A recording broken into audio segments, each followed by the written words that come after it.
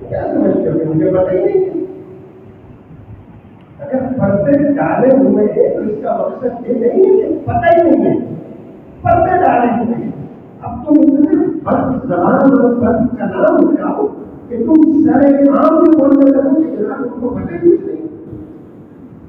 حضور اکرم صلی اللہ علیہ وسلم نے نام لینے کا تو منافقوں کو مسجد سے نکلنے کا حکم دے دیا کہ مسجد سے نکل رہے ہیں. جب مسجد سے نکل رہے تھے نا تو حضرت سیدنا فاروق اعظم رضی اللہ عنہ مسجد میں داخل ہوئے. اب حضرت فاروق اعظم کی شان دیکھی. حضرت فاروق اعظم نے پوچھا کیا نماز ہو گئی؟ تو ان میں سے ایک منافق بولا کہ ہاں ہو گئی. عبداللہ بن سلول بولا کہ ہاں ہو گئی نماز. یہ لوگ مسجد سے جلدی سے نکل گئے. جب مسجد سے نکل گئے نا تو منافق نے عبداللہ بن سلول سے پوچھا کہ تم نے یہ کیوں کہا کیونکہ وہ پڑھائے. منافقوں میں ایک معزز آدمی تھا. تم نے یہ کیوں کہا کہ نماز ہو گئی؟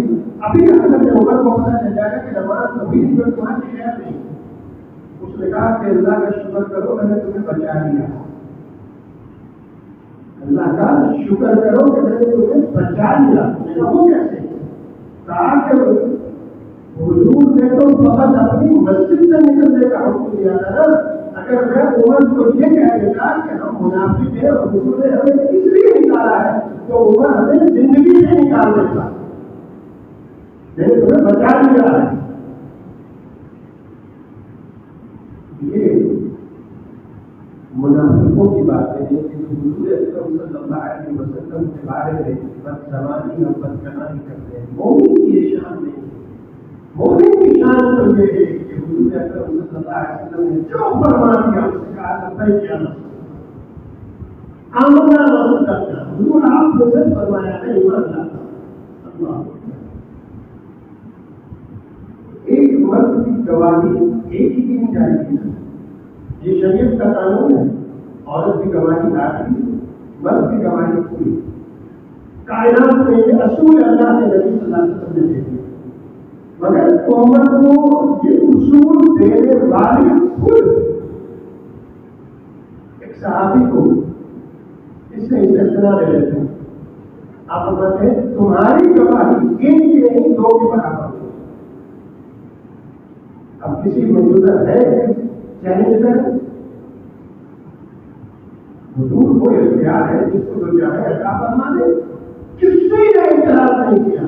ہوا کیوں؟ اب دیکھیے یہ اعزاز صاحب کو ملا کیسے؟ ایمان کی بات تو یہ ہے.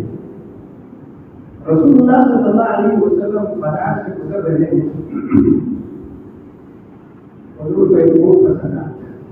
آپ نے اس کا سودا کیا، قیمت طے ہو گئی. آپ نے بنا کو یہی رکو کہ گھر سے قیمت لے کے آتا. حضور اکرم صلی اللہ علیہ وسلم تشریف لے گئے تھے. آپ نے پیسے لیے، قیمت لی اور واپس اس بیپاری کے پاس آئے کہ لوگ میری اپنے ملک کی قیمت پر کو پوچھے تھے. جب حضور تشریف لے گئے تھے تو ایک اور گاہک آیا. اس یہودی نے وہ اونٹ مہنگی داموں پر اس کو بیچی. انہوں نے ہماری اپنی قیمت کو اگر آپ کو میں نے آپ کو لے لوں میرا تو آپ کو سمجھ لوں. میں نے تو آپ کو کوئی اونٹ نہیں بھیجا، میرا آپ کا کوئی سودا نہیں ہوا. آپ ہی میرا تمہارا سودا طے ہوا ہے. میں قیمت نہیں کرنے چاہتا، یہ قیمت لے کر آیا ہوں. اب تو مکر گئے. اس نے کہا کہ میں نے تو دیا ہی نہیں، بھیجا ہی نہیں. ہاں اگر آپ یہ کہتے ہیں کہ آپ نے وہ خریدا ہے تو پھر کوئی سوال نہیں، کوئی سوال نہیں. اب جس وقت حضور نے وہ خریدا تھا اس وقت کوئی نہیں. اب کس کو سوال آتے ہیں؟ جس وقت یہ بات چیت ہو رہی ہے تو 2 4 5 آدمی جیسے آج اکٹھے ہو جاتے ہیں دیکھنے کے لیے، ایسے وہاں کبھی اکٹھے ہو گئے. کیا ہوا کیا ہوا کیا ہوا؟ یہ ہوا میں نے وہ خریدا ہے کہ اب پیسہ نہیں. وہاں پر حضرت خزیمہ رضی اللہ عنہ کیا معاملہ ہوا؟ یہ معاملہ ہوا. آپ نے فرمایا کہ میں گواہی دیتا ہوں کہ حضور نے وہ خریدا. حضور نے وہ خریدا ہے، میں اس کی گواہی دیتا. اب معاملہ ختم ہو گیا، اس کو گواہی مل گئی، اس نے حکم دیا، پیسے دیے، اب حضور لے کر چلتی حضرت خزیمہ حضور کے پیچھے پیچھے آگے چل کر حضور نے پوچھا خزیمہ کیا ہوا؟ جس وقت یہ معاملہ ہوا تھا تم تو یہاں موجود نہیں تھے، تم نے یہ گواہی کیسے دے دی کہ میں نے وہ خریدا؟ حضرت خزیمہ کی آنکھوں میں آنسو آ گئے، ہستی کے میرے ماں باپ حضور پر بھروسہ آقا ہم نے آپ کی زبان سے سن کر اللہ کو وحدہ لا شریک مانا ہے، ہم نے آپ کی زبان سے سن کر جنت اور دوزخ پر ایمان لائے ہیں، ہم نے آپ کی زبان سے سن کر ایمان کو قبول کیا ہے۔ آپ کا قبول کی کیا حیثیت ہے؟ اس یہودی کی کیا حیثیت ہے جو آپ کے بارے میں چاہتے ہیں؟ آپ زمانہ کے لوگوں سنو، آج سے خزیمہ کو ایک نہیں کسی بھی عدالت میں مقدمے میں ضرورت ہو تو یہ خزیمہ کی گواہی ہوگا وقت چاہیے تھا۔ کس بات پر کہ حضور اکرم صلی اللہ علیہ وسلم کی گواہی ہے۔ حضور کو اختیار ہے جس کو جو چاہے عطا ہوگا، جس کو جو چاہے عطا ہوگا۔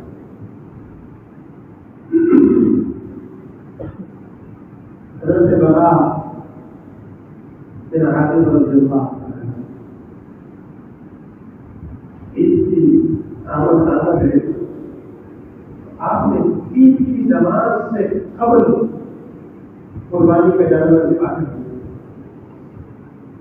جب قربانی کا جانور ذبح کر دیا تو حضور نے فرمایا کہ عید کی نماز سے قبل کی ہوئی قربانی نہیں، وہ فقط محض گوشت ہے، قربانی نہیں ہے۔ اب جب انہوں نے سنا کہ یہ دور ہے کہ حضور کی بارگاہ میں حاضر ہوئے، یا رسول اللہ صلی اللہ علیہ وسلم بڑا غضب ہو گیا، کیا ہوا؟ تو حضور میں نے عید کی نماز سے پہلے قربانی کر دی۔ آپ نے فرمایا کہ جاؤ اور جانور ذبح کرو، میرے پاس کوئی اور جانور نہیں، کیونکہ آپ کا حکم ہے کہ اونٹ کی عمر 5 سال ہو اس کی قربانی، گائے کی عمر 2 سال ہو اس کی قربانی، بکرا بھیڑا دمبا چترا اس کی 1 سال کی عمر۔ یہ شریعت نے حکم لگا، اس سے چھوٹے جانور کی قربانی نہیں ہو سکتی۔ اب انہوں نے کہا حضور میرے پاس تو ایک بکری کی بکرا تھا، میں نے اس کی قربانی کر دی، اب ایک 6 مہینے کا دمبا ہے۔ انہوں نے فرمایا اچھا سنو، فقط تمہیں اجازت ہے، تم کر سکتے ہو، تمہارے پاس کوئی اور نہ کرے۔ اللہ صاحب اختیار ہے نا، حضور نے اختیار دیا، تمہیں اجازت ہے، تم کرو، تمہارے علاوہ کوئی اور نہ کرے۔ قرآن کیا کہتا ہے؟ مَا آتَاكُمُ الرَّسُولُ فَخُذُوهُ وَمَا نَهَاكُمْ عَنْهُ، جو اللہ کے نبی ہے وہ دے دو، جس سے منع فرمائے اسے دیا۔ کسی نے بھی کوئی نہیں کہا، کچھ نہیں کہا، حضور نے کیا؟ اللہ اکبر، اللہ اکبر۔ حضرت عبد الرحمن بن عوف، حضرت زبیر بن عوام رضی اللہ عنہ، ان کو جسم میں خشک خارش ہو گئی، خارش ہو گئی۔ بارگاہ نبوت میں حاضر ہوئے، عرض کی یا رسول اللہ صلی اللہ علیہ وسلم اس طرح کا مرض کیا؟ اب ریشم اور سونا مردوں کے لیے حرام ہے۔ انہوں نے فرمایا کہ تمہیں اجازت ہے، تم ریشم کا کپڑا استعمال کر سکتے ہو، تمہارے علاوہ کوئی اور کرے، تمہارے علاوہ کوئی اور نہ کرے، تمہیں اجازت ہے، تم ریشم کا کپڑا استعمال کر سکتے ہو۔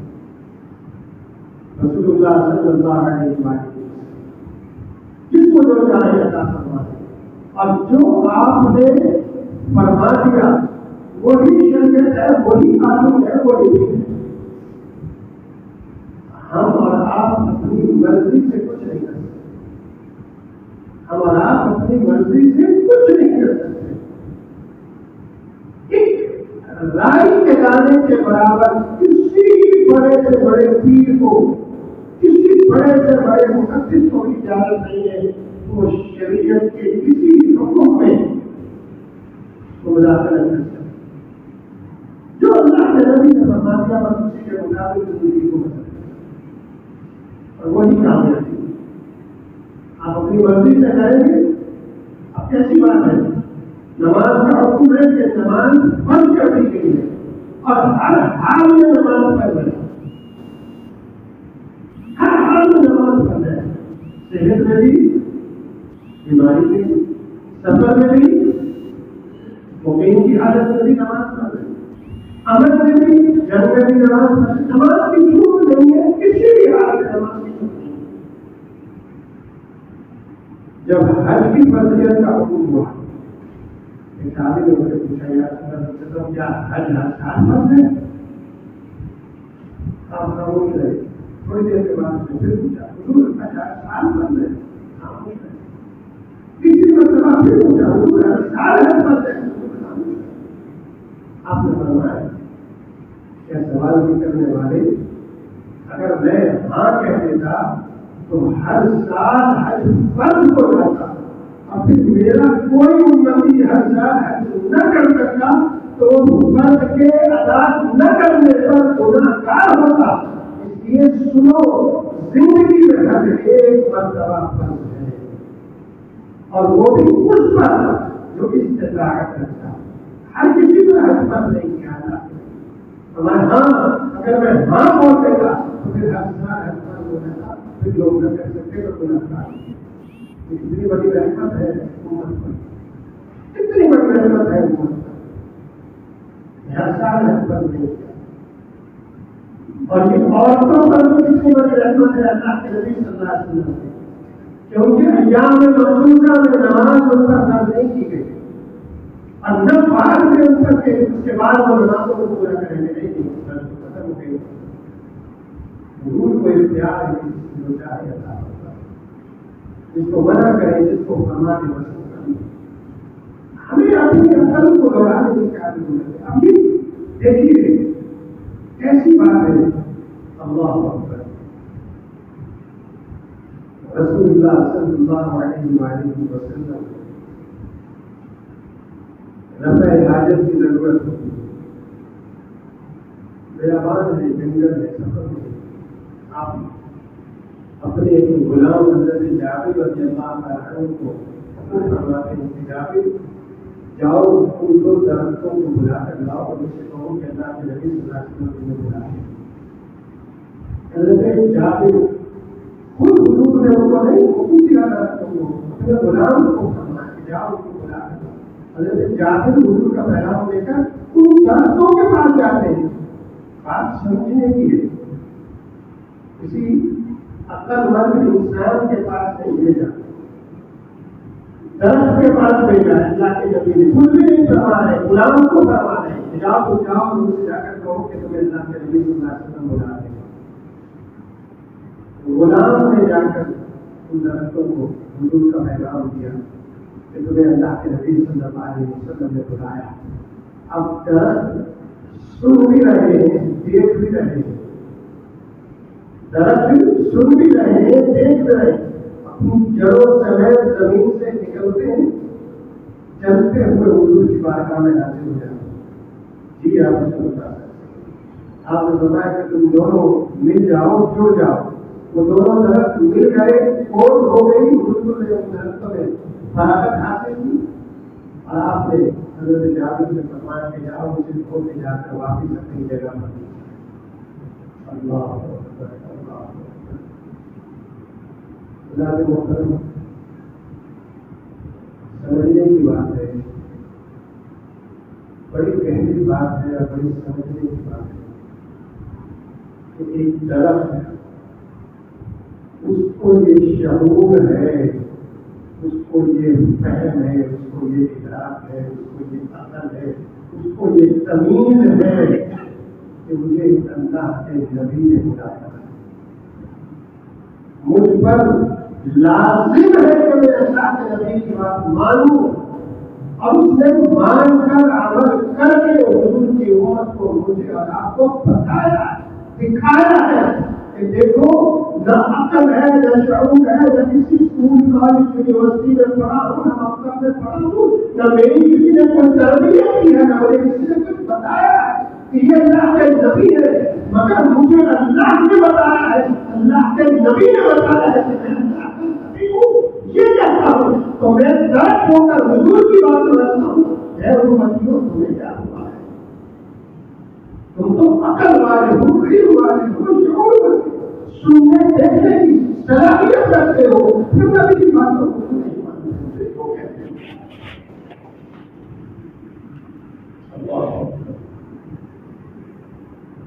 مشہور واقعہ ہے، بڑا مشہور واقعہ ہے۔ جب تک مسجد نبوی شریف میں ممبر نہیں بنا تھا خطبے کے لیے حضور کے سمے سے ایک لگا کر خطبہ دیا کرتے، مشہور بات ہے۔ ایک صحابیہ نے عرض کی کہ حضور میرے پاس ایک پڑھائی ہے، اجازت دیں تو میں ممبر بنوا دوں۔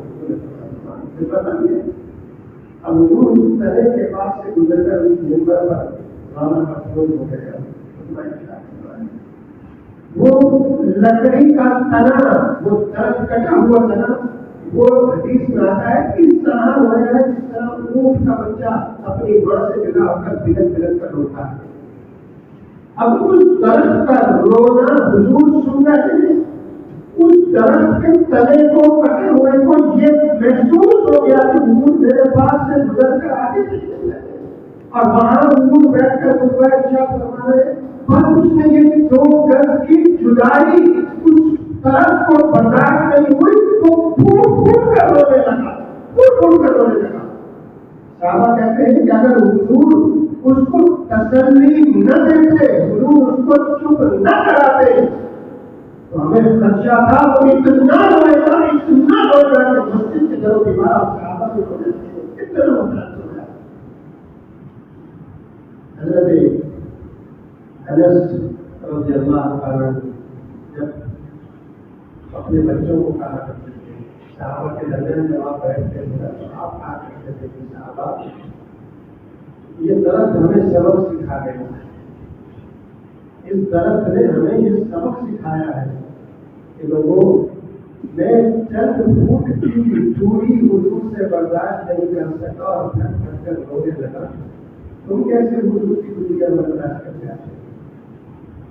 تمہیں خیال نہیں آتا کہ حضور کے اللہ نے فرما دیا ہے کہ یہ رسول تمہاری جانوں سے بھی زیادہ تمہارے قریب ہے، وہ تو ہمارے اتنے قریب ہیں کہ ہماری جان اتنی قریب نہیں ہے جتنے وہ ہمارے قریب ہے۔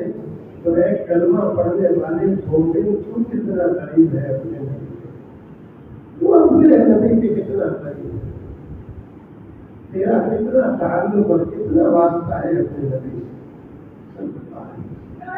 یہ دوریاں ناک کا شعر ہے، دوریاں تو قیامت ہے کل ہو جائیں گے، کہ یہ دوریاں ادھر سے نہیں ہے، یہ دوریاں ہماری طرف سے۔ غالباً اعلیٰ حضرت نے کہا ہے کہ ہم تو مائی کا کرم ہے کوئی سائی نہیں، یعنی گنبد اللہ سے آج بھی یہ آواز آ رہی ہے کہ ہم تو مائی کا کرم ہے کوئی سائی نہیں، راہ دکھلائیں جسے راہ نظر منزل ہی نہیں۔ اعلیٰ حضرت نے وہ فرمایا تاکہ مانگے جائیں گے وہ مانگی پائیں گے، سرکار میں نہ لا ہے نہ حاجت اگر کی، ہم یہ ہمارا کام ہے کہ اب ہم کتنا حضور اکرم صلی اللہ علیہ وسلم سے اپنے تعلق کو مضبوط کرتے ہیں، اور جتنا یاد رکھ لیجیے جتنا جس کا تعلق حضور سے مضبوط ہوگا اس کا ایمان اتنا ہی مضبوط ہوتا ہے، اتنا ہی مضبوط ہوگا۔ اور یہ مضبوط ہوگا کیسے؟ ایمان حضور سے تعلق مومن کا مضبوط ہوگا کیسے؟ یہ مضبوط اس وقت ہوگا کہ جب ہم ہر وقت حضور اکرم صلی اللہ علیہ وسلم کا ذکر کریں گے، آپ پر درود و سلام کریں گے، آپ کو یاد کریں گے، آپ کا ذکر کریں گے۔ اور آپ کی یاد اور آپ کا ذکر کیا ہے؟ آپ کی یاد اور آپ کا ذکر یہ ہے کہ ہر کام میں حضور اکرم صلی اللہ علیہ وسلم کو شامل ہے، کثرت سے حضور پر درود پڑھیں گے، ہر کام کرنے سے پہلے حضور اکرم صلی اللہ علیہ وسلم سے پوچھیں گے، حضور کی بات جائیں گے کیا یہ کام کیسے ہوگا، کیسے کرنا ہے، کس طرح کرنا ہے، حضور اکرم صلی اللہ علیہ وسلم کا رہنمائی کرنا ہے۔